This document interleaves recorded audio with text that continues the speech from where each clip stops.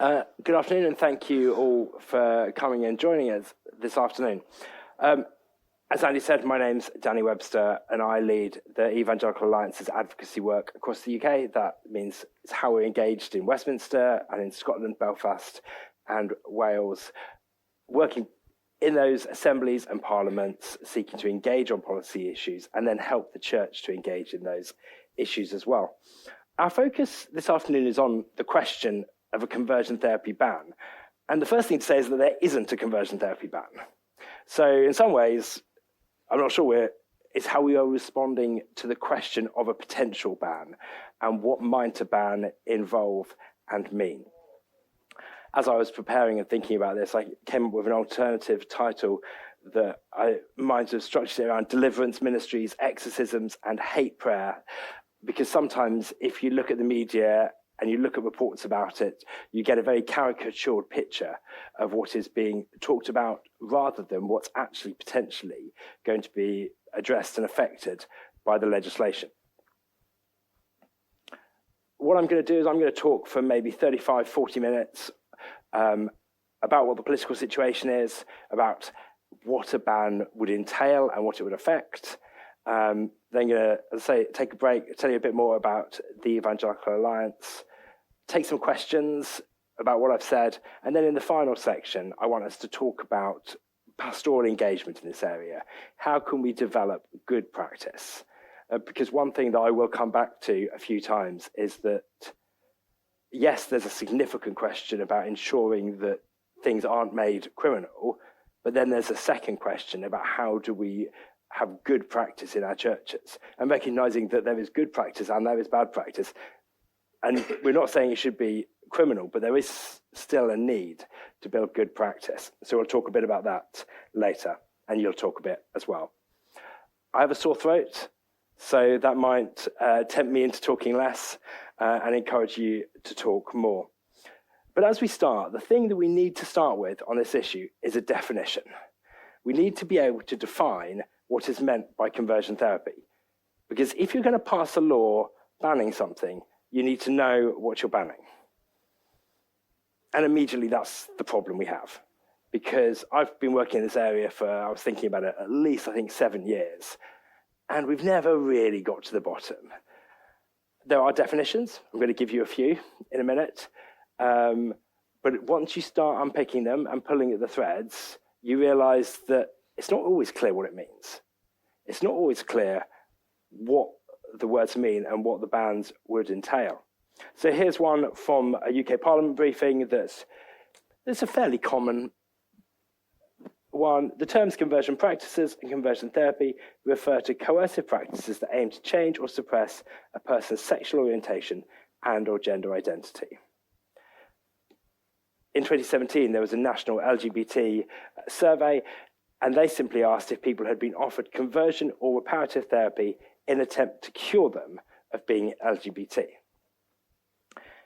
In 2021, the UK government consulted on some proposals to introduce a law around this, and they didn't really offer a definition, but they talked about it in incredibly convoluted ways. And actually, the language they used they tied themselves up in knots in what they were trying to say and what they were not trying to say. So you ended up with this about attempting to change a person from being attracted to the same sex to being attracted to the opposite sex. We're treated in the same way as the reverse scenario. This is also the case should a person try to change another from being transgender or to being transgender. Yeah. What we also see repeatedly is politicians talking quite casually about how awful it is. So conversion therapy is abhorrent, it's abusive, it has no place in a civilized society.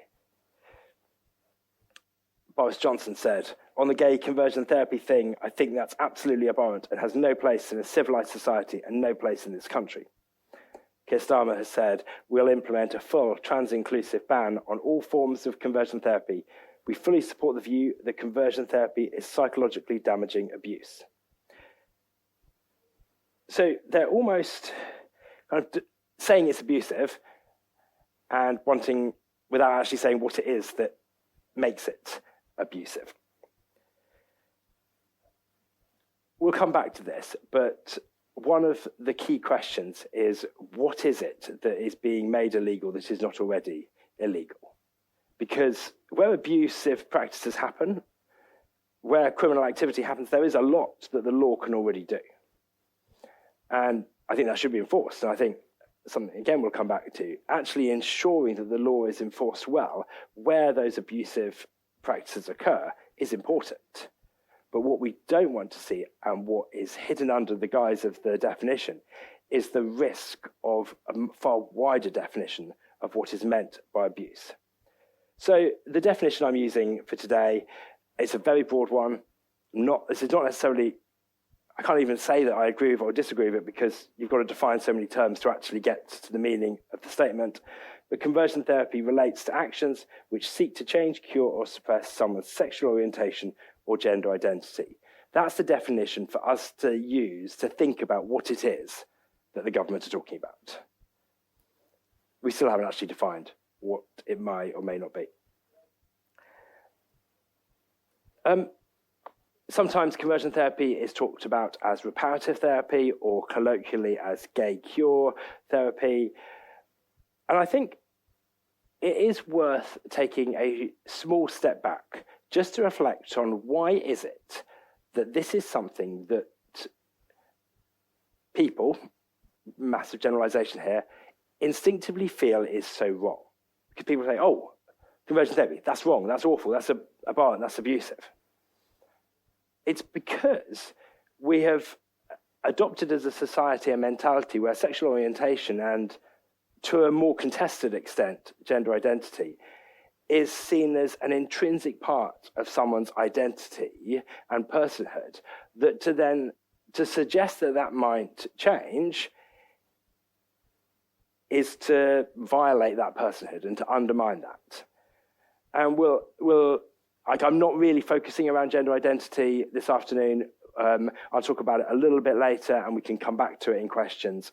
But it is significant that that has become much more contested in our public culture and wider society discussions, that question around gender identity as intrinsic. Actually, there's a lot more questioning going on there from a lot more people. Two kind of guardrails as we move through this. I think it's important that we recognize and understand and listen to places where the church has caused harm in this area. I think there will be some activity that may have been illegal. There'll be other activity that isn't illegal, we just shouldn't have done it. So I think it's important that we recognize where harm has occurred, and that we're not blind to the fact that has taken place. And I'm not going to navigate the evangelical church's history around sexuality. I could do that next year, but I want to stay quite practically focused in terms of what a law would mean. The second guardrail on the other side is that people do experience some change in their sexuality. Now, that is highly complex and hard to understand always exactly how that happens, and people's stories are different. But we should listen to the testimonies of people who do say that that's happened. I think it's not happened as much as some people may have wanted it to. I think some people have felt that there was hope put on something that didn't actually deliver. But for some people, a very small number of people, they might see their attraction shift from being exclusively to people of the same sex to people of the opposite sex. That is pretty rare. And I think actually, if we look back over the last 50 or 60 years, I think sometimes people having a sense of wish fulfillment around that and wanting that to be the case has not always been helpful. But actually, other occasions, people may feel that they have a particular grace, or that they have got married, and actually they feel that God has equipped them and strengthened them to be married, and actually haven't changed other things around that. I think listening to an individual person's story and testimony is different to using that as a model for pastoral ministry. I think you do not, and I'm drifting into where we'll get to later, we do not want to be encouraging people into marriage to solve the problems. But I think where where people feel that they have actually received that, we should listen to those stories. I know a number of people who would still say they see their attraction as it probably is more to people of the same sex, but I feel God has equipped me and strengthened me and given me the grace for my wife or my husband. So I think these two guardrails help us to think about there's activity which we actually should recognize as harmful and wrong, whether or not it should be criminal, but we should also have confidence that people do change and the variety of stories people have. So where are we up to with conversion therapy? I said that we don't have a conversion therapy ban. We don't even have a proposed bill at the moment. We've been through a few iterations. The UK government consulted on plans in 2021, just on the broad policy proposals. They then said that they would introduce a draft bill for a couple of years, never did, and then dropped that pledge. The current UK government have pledged to do that in their manifesto, and in the King's speech, they said they would introduce a draft bill. And the Scottish government have consulted on proposals to introduce this, including draft clauses for a bill. But I think the best way of putting it is that it's now on the shelf. A combination of changes in the political dynamics in Scotland and the UK government saying, a Labour UK government saying that they will take forward a bill, mean that the Scottish government are basically saying, we're going to leave it to Westminster for now, we may come back to it later. Frankly, I think they're quite happy to not be dealing with it right now because it's so complex and controversial. So, on to the substance of what I want to talk about. What will a conversion therapy ban? And this is where it's somewhat speculation, because we don't have a list. If the government gave you as an itemized list of these 10 activities are what will be banned and these 10 will be exempted, that would kind of help, because we could engage with that and say, actually, no, 1, 2, 3, and 4, yes, that's fine for those to be banned, but 5 to 10, no, these are things that we want to protect. We don't have that. So we kind of have to work at thinking, how will these laws affect different areas of life? So I'm just going to run through 7 categories, and then I'm going to go into them in a bit of detail. So I'm going to talk about aggravated offences. I'm going to come back to each of these. Formal talking therapies, church teaching, church discipleship, prayer and pastoral ministry, individual conversations, and family and parenting. And let me just check my time to where I'm at. And in about 13 minutes, my aim is to do that. So aggravated offences. An aggravated offence is something that is already criminal. So if I assault someone, that is a criminal action. But then if I assault them because of their race, that is an aggravated offence because it's a racially motivated crime.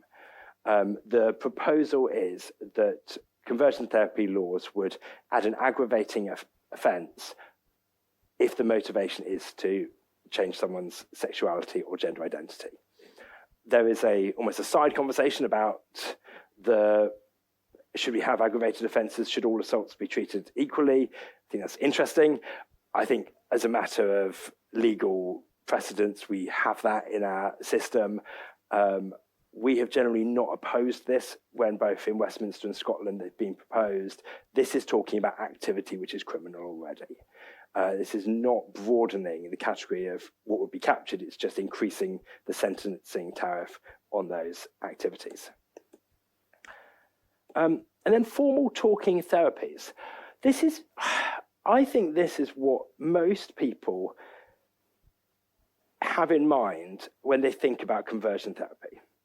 They think about someone going to a therapist and saying, can you make me straight? Or can you stop me being gay? Or the other way around, the therapist says, I can offer this, I can help you. Such ministries and activities are pretty rare. It's not that they don't exist, they're pretty rare.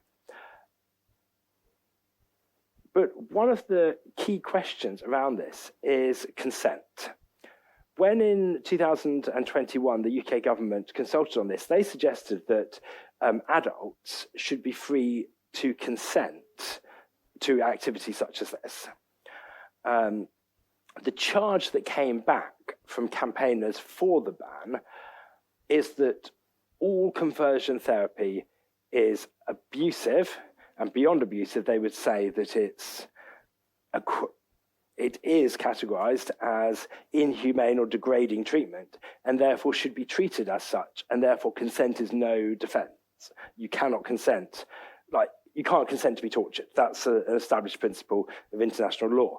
But they are then seeking to bring that so far into this, say actually you can't consent to something which might offer you therapies around your sexuality. There's circular reasoning here that they have to define something as having such a high level of abuse in order to bring in the argument that you can't actually consent to it. But that is I think one of the things that is in view first when a conversion therapy ban is talked about.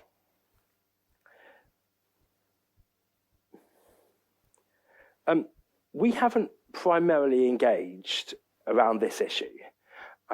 We've sought to primarily engage on the areas that I will come on to, and I know for the Christian Institute, they too have also sought to engage primarily on the ordinary work of Christians and of churches, and that we felt that that's our place of focus. I think I would make an intellectual argument that people should be free to consent to quite a wide range of activity, even if you disapprove of it. So actually the fact that in a society we might stop people from engaging with activity that they choose is quite illiberal.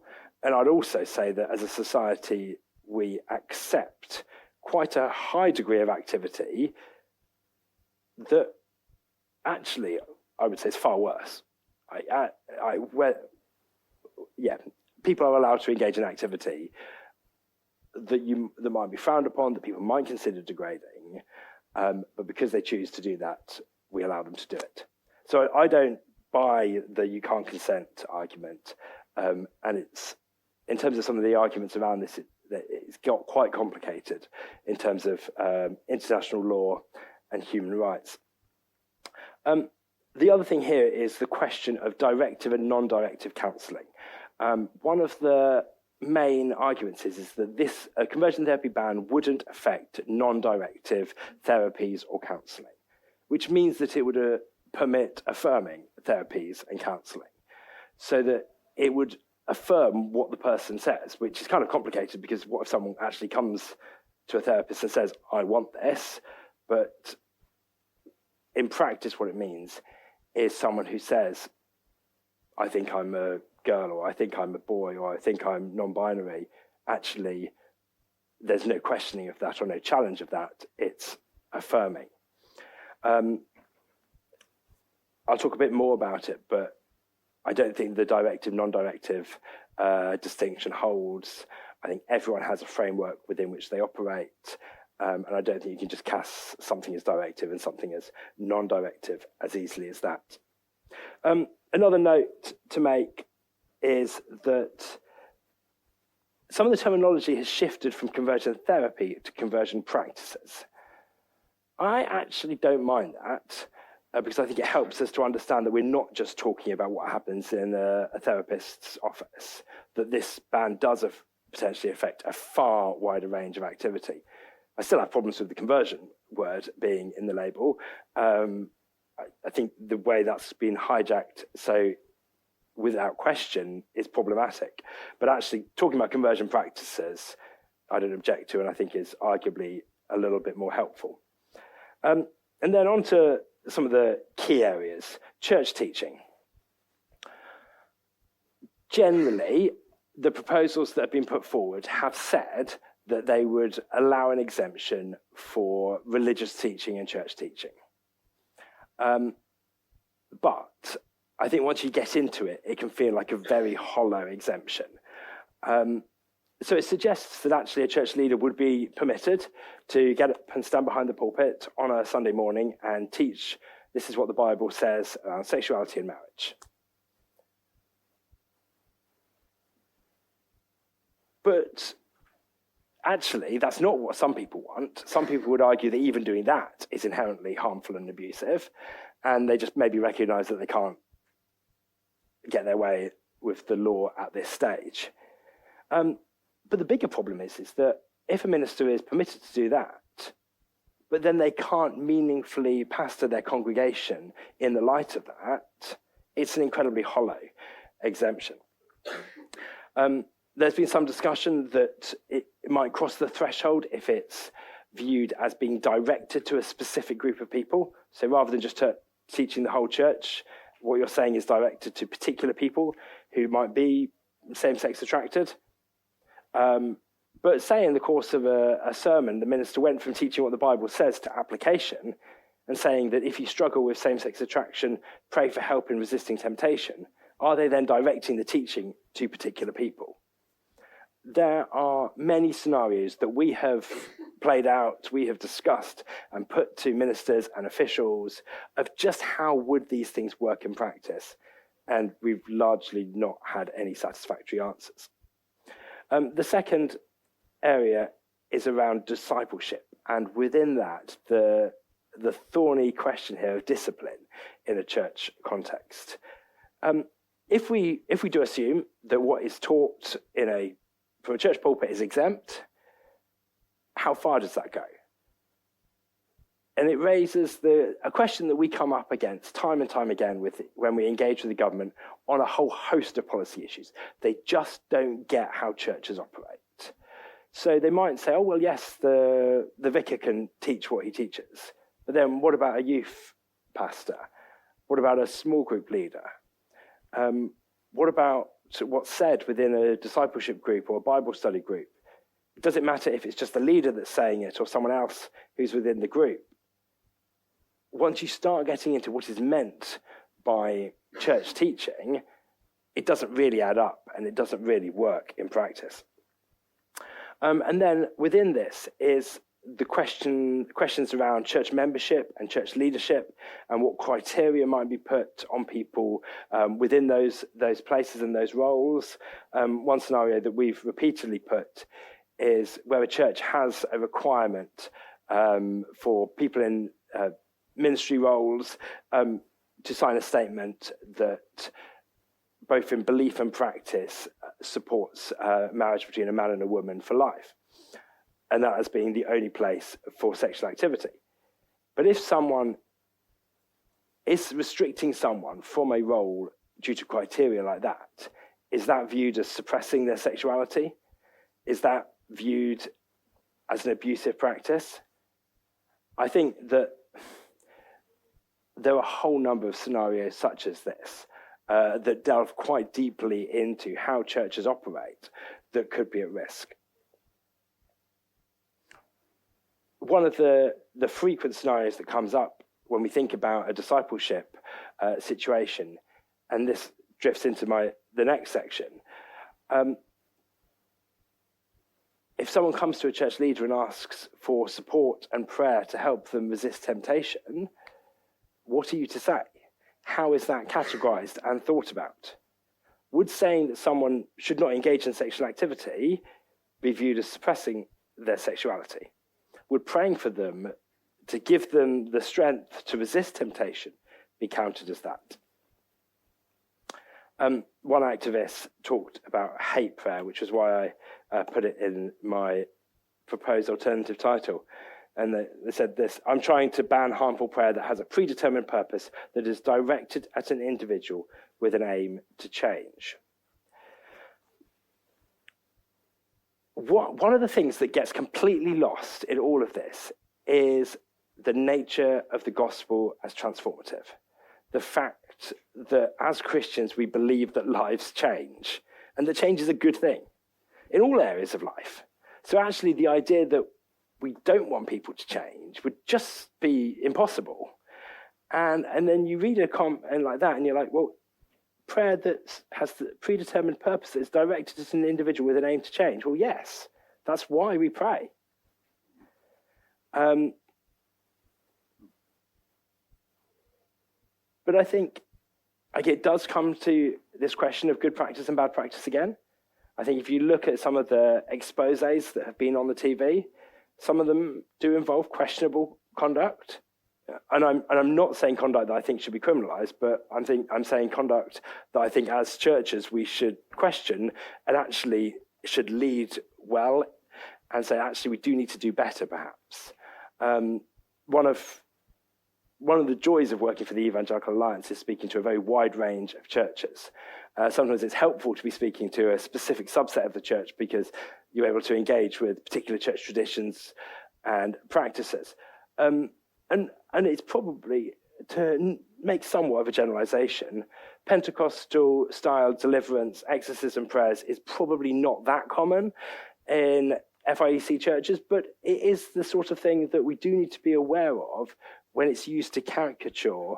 And actually, I think sometimes unfairly, I think there's practice that goes on that isn't reasonable. But one of the most infamous video clips that's been used around this is someone being prayed for. They're being prayed for in tongues. And frankly, it doesn't matter what the subject was. You put a group of people praying in tongues on the ITV News at 10, and it's going to look really, really, really weird. And so there's just some questions about that. Come back, I mentioned the question about directive and non-directive counselling, how within a framework of Christian belief, within a framework of an orthodox understanding of sexuality, how can we possibly offer non-directive counselling? Because we might not be saying you've got to do this, we're not forcing people, but it is within a framework of belief that others would view as, well, yeah, you might not be saying they've got to do it, but look, if they don't do it, they're not going to be able to take on a leadership role or be in membership in the church. So I think the directive, non-directive counselling just doesn't work. And then quite briefly, two last ones. I've talked mostly about what happens corporally in terms of church life, but this would also affect individual conversations and the threshold. There isn't a threshold. It's like, well, what is a church activity? What's an individual activity? If it's two people within a Bible study group talking, does it matter if one's the leader or one's not? Actually, how do our individual conversations, a peer talking to a peer after church, how do any of those situations, how are they affected? And then finally, family and parenting. This is such a huge issue. You should have been not here, and you should be in Ed Drew's seminar, because he's talking about, I think it's parenting in a world of sexual confusion. And I suggest, Ed's great. I have a slight vested interest as being a trustee of Faith and Kids, but it's really important. It's just not what I'm talking about here. It does bring in questions around gender identity more, because this is so important with children, how parents do feel able to ask questions and to parent well, rather than feeling like, I can't say anything to my children because I might be breaking the law. There's really important things in play here. So before we pause, will this happen? And when will this happen? That's like $1 million question that if I knew the answer to would make my work planning an awful lot easier. The government have said that they will introduce a draft bill in this parliamentary session that will run until summer or autumn of next year. So based on that, the assumption is that sometime between now and next autumn, there will be a draft bill published. And what that means is the text of the bill will be published, but it won't start its normal parliamentary procedure. It will instead be scrutinised by a committee in Parliament. And that is a good thing, because it gives it an additional layer of scrutiny and attention. I think the indications are that government are realising that it's complicated. The same civil servants that had told the last government that this is complicated are now telling the new government that this is complicated. The same legal advice that my friends at the Christian Institute have produced demonstrates that this is a minefield, that the human rights challenges are huge here. No matter how different people have formulated the laws, whether in Scotland or in Westminster, the human rights challenges are significant. The questions around gender identity are really important as well, because there is far more opposition and questions about, actually, well, what are we doing in this space? the CAS review that looked at questions around particularly treatment of young people in the NHS has sparked a much wider questioning of an affirmative approach.